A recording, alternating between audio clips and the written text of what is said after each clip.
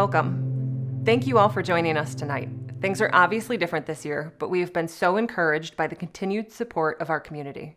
Whether that is local bars making hand sanitizer for our shelter, Sparrow Hospital finding safe ways to allow our medical advocates to continue serving survivors even during a pandemic, or the thousands of you who have reached out sending PPE, thermometers, and cleaning supplies. Just like when Eve was founded in 1977, our community has stepped up in 2020 to keep empowering survivors. The work Eve does cannot continue without support. Tonight, we are here once again to come together, even from a distance, and support survivors of domestic and sexual violence in the Lansing area. Leaving a violent relationship is the most dangerous time in a survivor's journey. In fact, a woman is 7 times more likely to be murdered in the months after leaving an abuser than at any other time. But we can even those odds. We are very fortunate in Lansing to have a staff attorney at Eve to guide, assist, advocate, and defend survivors as they navigate the legal process. Unfortunately, Eve's staff attorney simply can't keep up with the number of survivors needing legal help. We are currently forced to turn away an average of 7 to 10 survivors a month. That's more than 100 survivors this year facing their abuser alone or being re-victimized in court over and over. Tonight, we can make sure that when a survivor is ready to leave, they aren't alone. Eve's staff attorney, Tanya Wanagashik, is here to discuss how abusers often weaponize the legal system to keep control. Tanya spends every week helping survivors navigate custody disputes, divorces, landlord issues, even personal protection order enforcements. She not only fights alongside survivors to rebuild their lives, she has a front row seat to how often the court system is a place of re-victimization for survivors.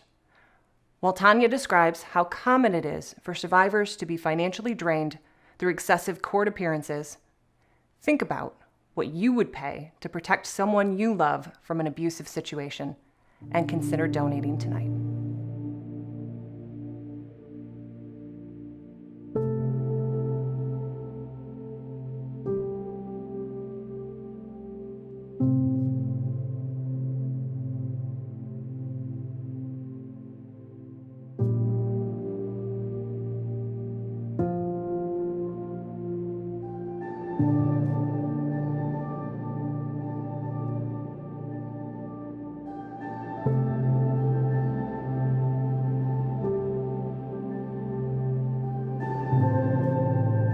Law enforcement, the courts, and domestic violence agencies know the most dangerous time for a survivor is when they leave their abuser.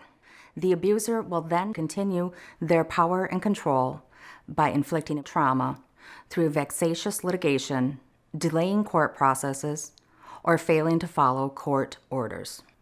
Eve's attorneys work closely with Eve advocates during this perilous time when a victim leaves the abuser to ensure that a safety plan is in place. We also work closely with the Eve counselors who are available during every stage of the process.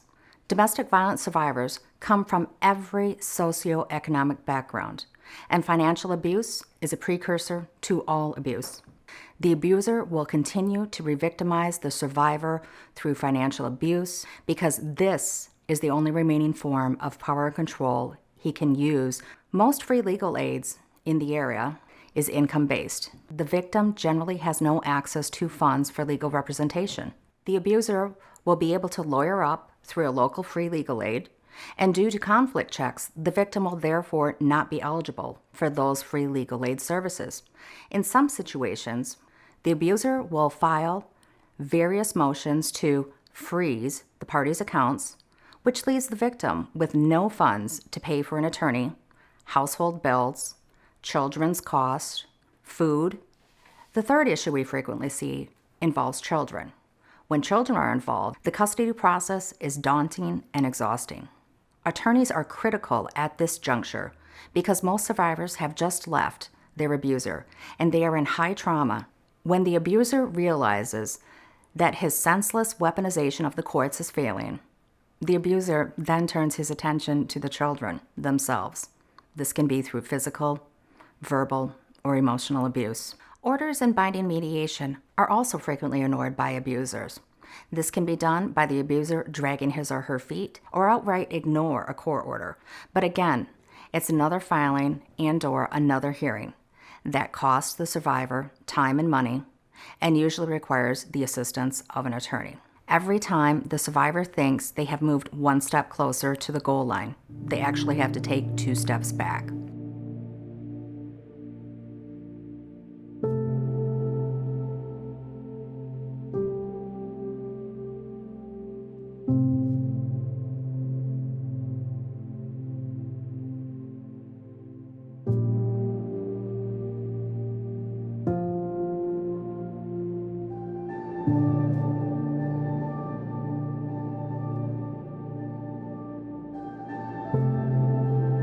We've already learned a lot tonight, and if you're feeling overwhelmed and powerless by how big the problem is, imagine how scared a survivor is when being forced to choose between a life of abuse or potentially losing custody of her children to her abuser. But that survivor is not powerless, not when she has an entire community standing with her, and not when she has access to qualified representation that understands the dynamics of abuse. Adequate representation increases the success of protective orders, reduces violence, and protects families. 83% of survivors represented by attorneys successfully obtained a protective order compared to just 32% of survivors without an attorney. Legal representation can be the difference between life and death. Once a survivor leaves their abuser, there are a number of hurdles to overcome before they are really free to live their life empowered. No one knows that better than our guest speaker tonight, the Honorable Judge Rosemarie Aquilina. Judge Aquilina was elected to the 30th Circuit Court for Ingham County in November of 2008. Previously, she served as a 55th District Court judge for 4 years, during which time she served as Chief Judge as well as the Sobriety Court Judge. Although Judge Aquilina has seen many cases with domestic and sexual violence involved, her most public case to date has been the case of 156 athletes and survivors against Larry Nassar. We are honored to have Judge Aquilina here to speak on the hurdles that survivors face when trying to navigate the legal system.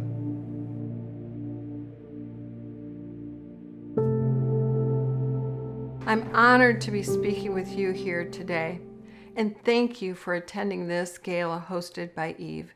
Your attendance says you aren't just talking about change, you are actively committed to ending violent encounters and ensuring that every woman, man, and child is safe in their homes and in their relationships. You are saying no more to these statistics. 1 in 3 women and 1 in 4 men will be victims of abuse in their lifetime.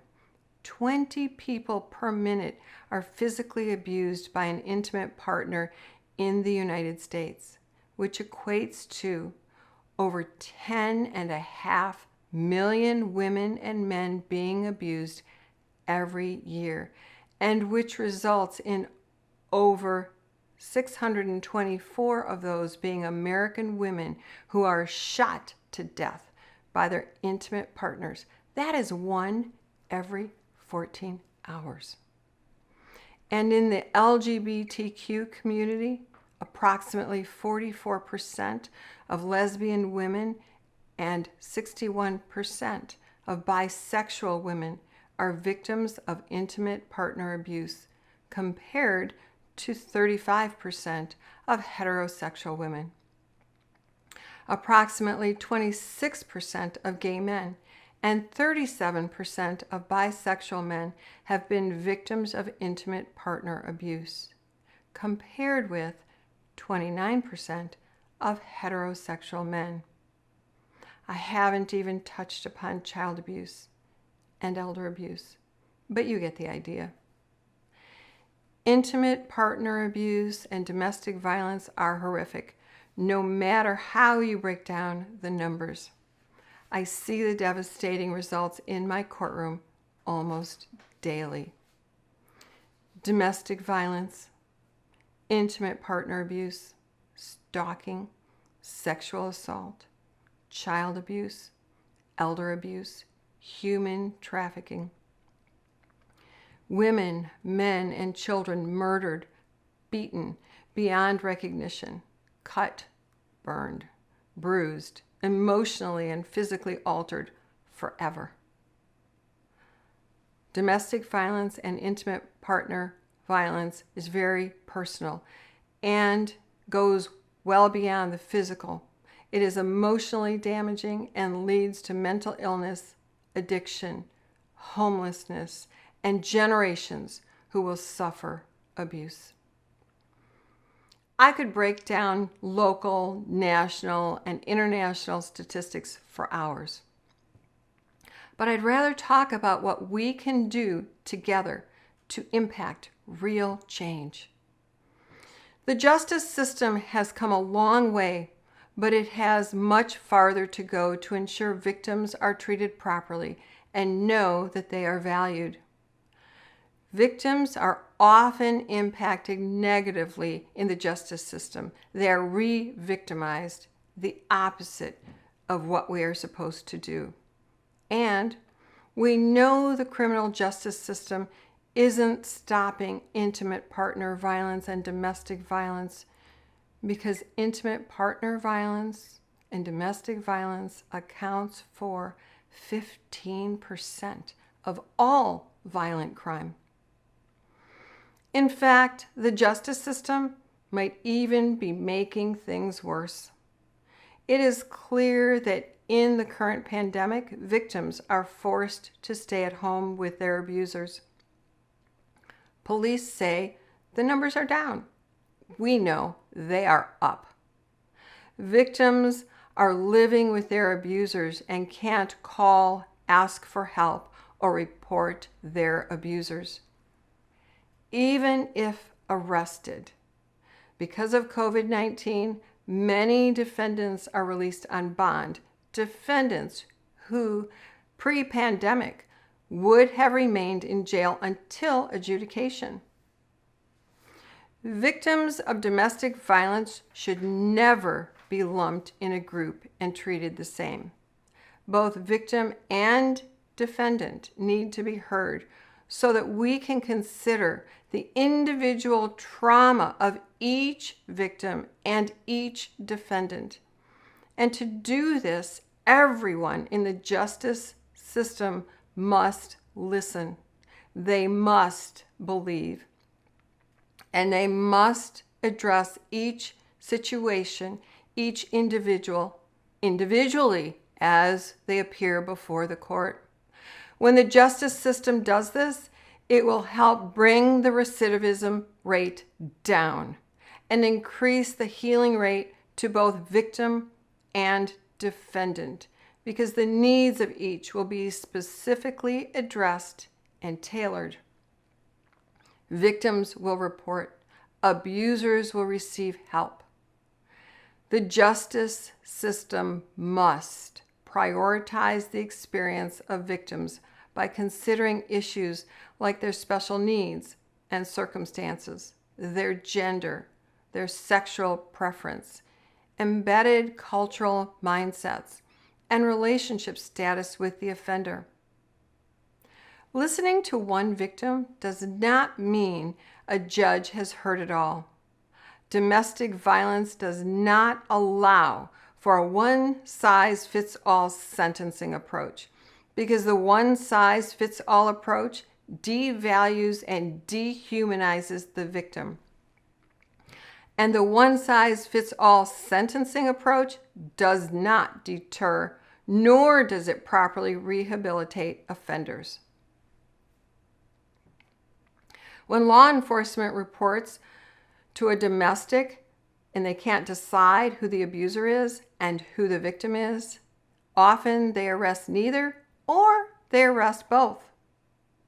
The abuser may not be charged because that's the kind of case that's considered a weak case by the prosecutor who likes to win cases. This makes the victim less likely to ask for help again. It empowers the perpetrator. In situations like this, treatment and early intervention should be offered immediately. But sadly, It is offered after things get so bad that the justice system had to get involved. This begs the question, why isn't there more treatment and early intervention? In some states, thankfully, I have not seen this in Michigan, prosecutors who want to win convictions confront victims with an unthinkable choice: testify against your partner or go to jail. Victims can be held for days, even weeks, until they testify. One absurd outcome occurred in 2015, where at the request of the Orleans Parish prosecutors, Renata Singleton was held in jail for 5 days to compel her testimony. The boyfriend pled guilty and served no time. Victims, when interviewed, are repeatedly asked what happened and why. The question why needs to retire to science and research. Why? By its very nature, shames and blames and takes away the voice of the victims. Why did you stay? Why didn't you tell someone? Why did you expose your children to violence? Why do you continue to return? Why do you still love him? These questions weaken victims and cause them to doubt themselves, to feel that they aren't valued and don't matter, that they aren't believed, and sadly, that they deserved being abused because they did something wrong.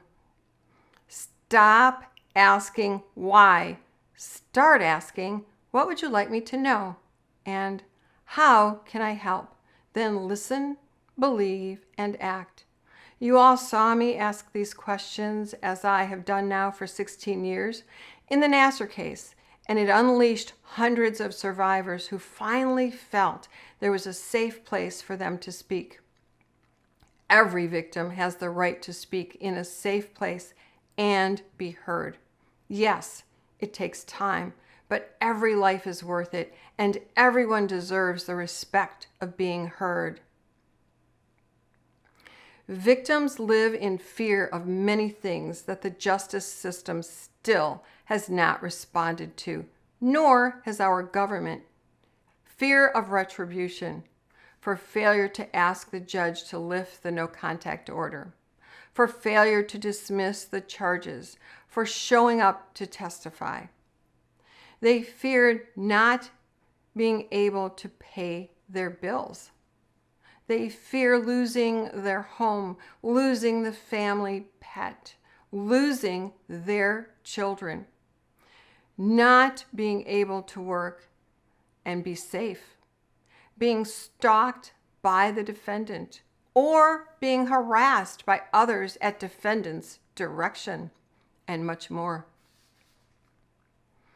As a judge, I decline to lift no contact orders. I'm happy to be the bad guy, and I see the gratefulness in the eyes of the victim. I impose immediate orders of counseling. I deny contact until a trained therapist says it's safe. However, I do allow contact for the purpose of counseling with the therapist present at all times. I know it works. Not in all cases, but I consider even one a victory. And in a system with a lack of resources, it is one way that victims can get help along with their perpetrator, especially if in the end, as so many do, they will reunite. Of course, throughout the process, defendants' right to a presumption of innocence and a trial remain intact. My goal is to start the healing for both sides. Many people in the legal system disagree with what I do. However, thankfully, there are those who agree. When the victim feels they can't safely testify, the case gets dismissed, and the cycle of violence continues. In fact, it often escalates because now the abuser feels more powerful. After all, the abuser beat the system. And the victim feels more helpless, more vulnerable. So what can we do?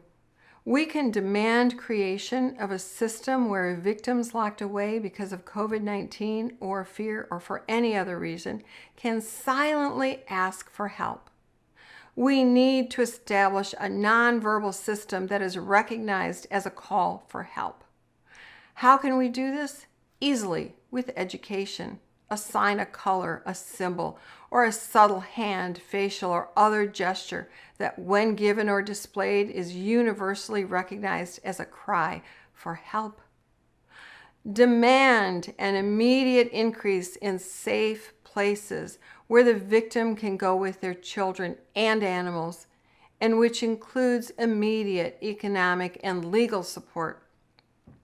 Currently, there simply is not enough funding to handle the demand. We can demand that the judicial system expedite family matters where there are substantiated allegations of domestic violence and provide legal services, not just to prosecute, but to obtain help in family court matters like divorce, custody, parenting time, and child support. We can demand that counseling be funded and immediately offered to defendant, the victim, and the family. Early intervention will help stop the cycle of violence and the next generation of violence that emerge without treatment. Putting in early money will save lives and the tax dollars we spend when it's too late. We can demand that one court, one family includes domestic violence convictions so that one judge monitors the needs of the whole family. Judges don't always work well together or keep each other informed when they have the same family. In Michigan, we do have family court, meaning one family, one judge.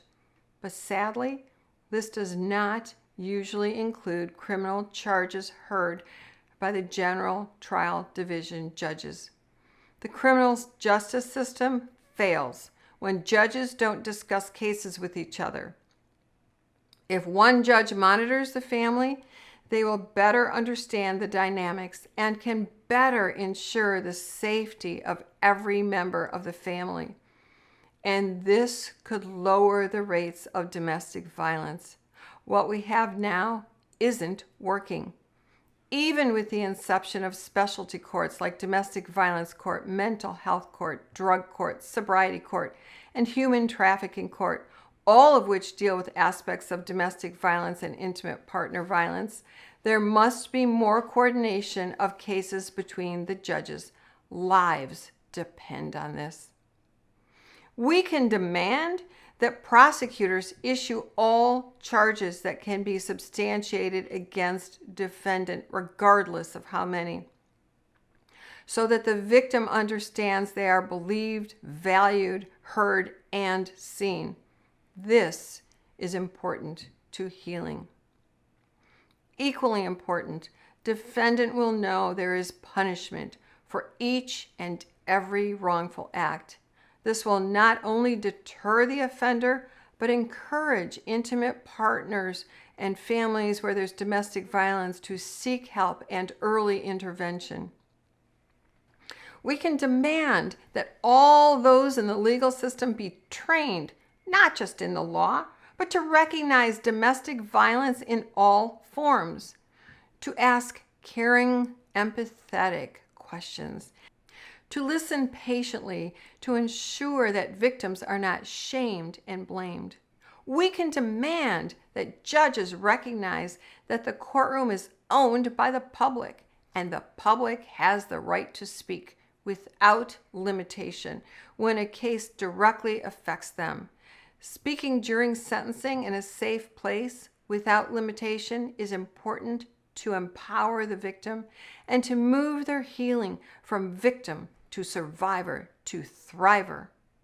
We can demand that legislators specifically define victim broadly in the Crime Victim Rights Act so that all victims are allowed to speak in the courtroom during sentencing without being cut off. Crime doesn't just affect the victim. It affects the entire family, extended family, close friends, and others.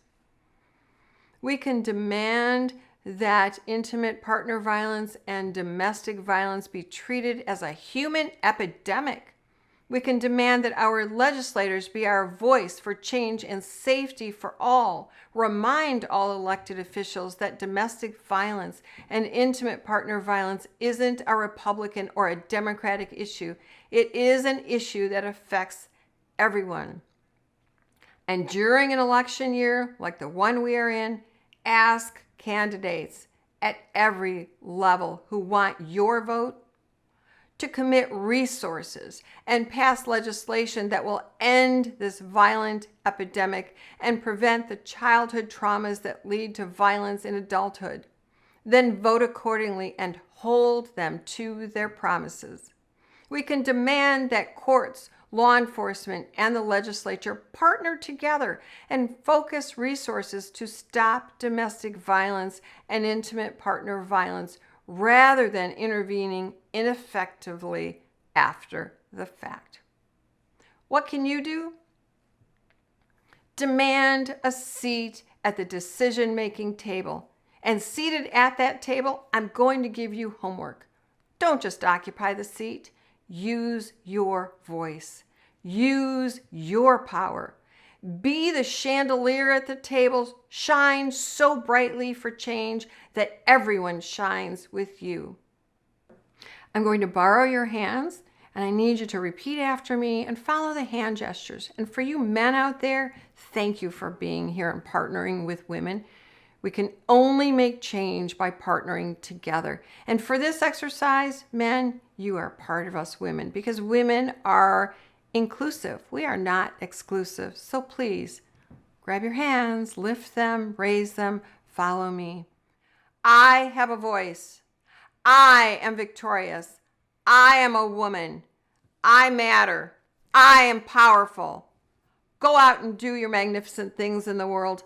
Thank you for joining us here today. Support Eve. They need another attorney, maybe 2 or 3. Let's get them the resources to save lives. Thank you.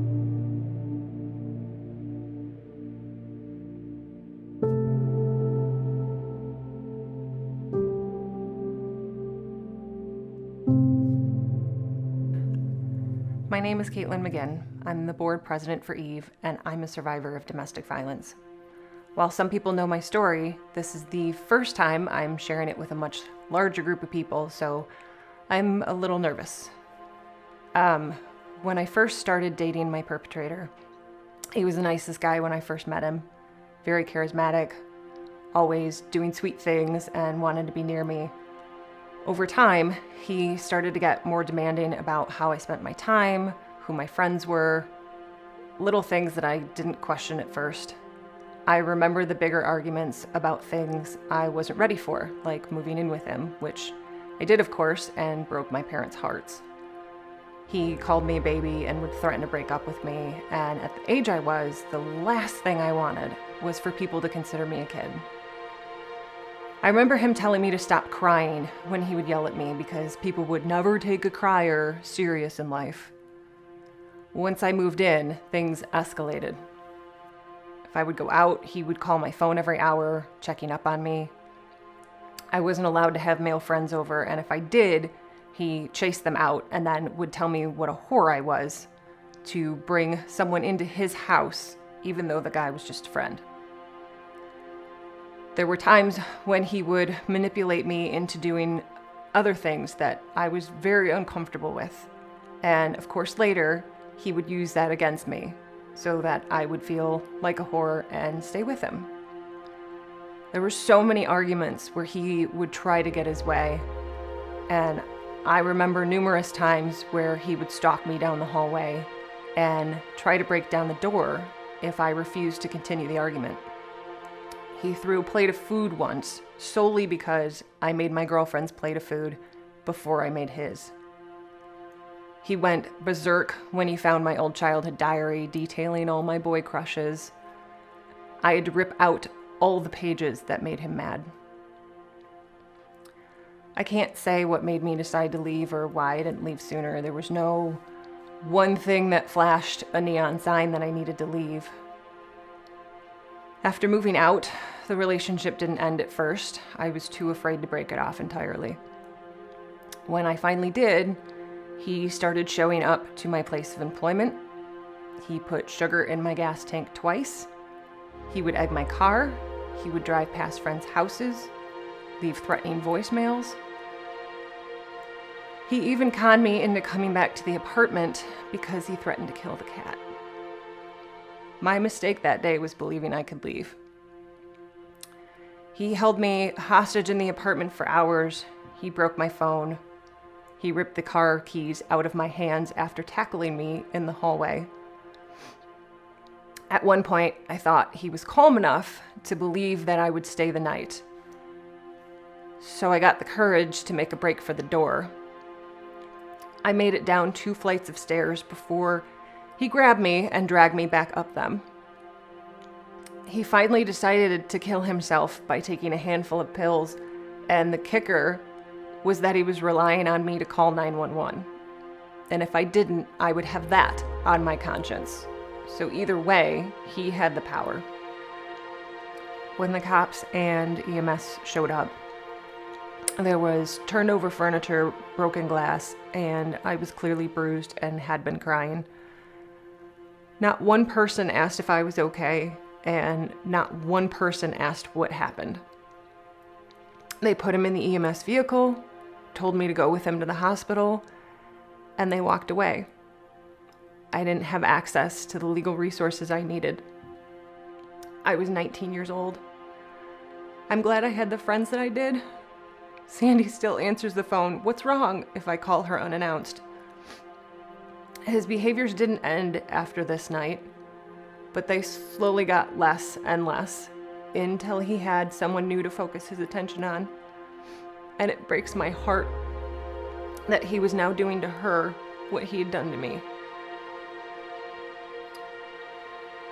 People think that once the relationship is over, it's done, that people can just move on. The reality is that this continued to affect my relationships for a long time. Trust issues, drinking, anger, guilt. There's the embarrassment I felt. I didn't want anyone to know what happened for a long time, and I just pushed it down. Even now in the back of my mind, I'm thinking, why am I telling people all of this? What will they think of me? Made it really hard to trust my own judgment and behaviors. I believed for a long time that I wasn't worthy of a good man, and equated sex with love for a very long time. Part of my healing started with working in the field that I do for the Department of Corrections, helping offenders rebuild their lives, while surrounded by strong, supportive women. The other part was finding my husband. Ken helped me remember that good men exist. He's my partner in everything.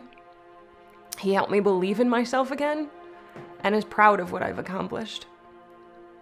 The reason that I joined the board of directors for Eve is that so no one else has to go through this alone, and to educate the community to understand what goes on behind closed doors. Having another staff attorney is a step in accomplishing that goal.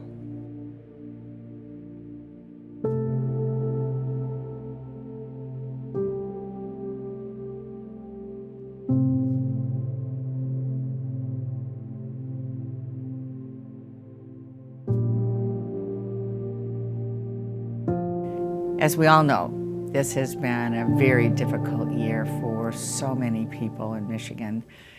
Some studies have found that COVID-19 has contributed to an increased number of violent incidences in homes across Michigan, and that's really not surprising, unfortunately. When sheltering in place might prevent COVID-19 transmission, staying at home isn't safe when home isn't safe. That's why the work all of you are doing is so very important. And I've been honored to be your partner, starting way back when I chaired the Ingham County Board of Commissioners and co-founded the Council Against Domestic Violence, which is now known as EVE. It was one of the first domestic violence shelters in Michigan, and it was a very controversial thing to do at the time. Since that time, we have all worked together to change the culture from a time when domestic violence was seen as a private family issue or a woman's fault. What did she do? What did she say? To today, when our laws treat domestic violence as violence. Hearing the stories of survivors and witnessing their strength has strengthened my own resolve to keep working toward the day when everyone is treated with the respect and the support that they deserve. For those of you who are survivors, we stand with you. For those of you who are doing the critical work of helping survivors, thank you. And for everyone taking part in this vigil, thank you for being here and shining a bright light on domestic violence. Because violence is violence, period. And we will continue our work until all families are truly safe.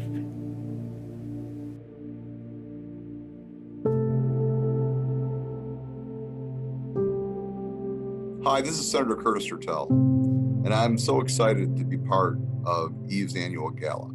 It's obviously different this year, being virtual, but nonetheless, even more important than it's been in years past. EVE, like every other community organization, is facing two important things. One, a tougher time raising money, because it's hard to do the events that we would normally do to raise money here in Lansing. And beyond that, increasing need in our community. You know, EVE does important work serving our community, crisis services, counseling, education, and advocacy. But during the pandemic, those services are even more needed. While many of us are safe in our homes, many are not, living in abusive situations. And because of the increased need and because of the hard part of raising funds, in 2020, EVE has had to even turn away some survivors due to lack of resources. We can't let that happen in our community. The role that they play is far too important. So what we need you to do is give what you can. What EVE means to our community is too great. And it's incredibly important that we make these investments. So we'd ask that you take a little time and help. Yeah, these dollars go to help add an additional staff lawyer who will allow EVE to take on a greater caseload and help more survivors. Cost and access to legal services can be a barrier to someone getting out of an abusive situation. So we want everyone to be safe in Lansing, and you can help keep people safe by investing in EVE. Thank you.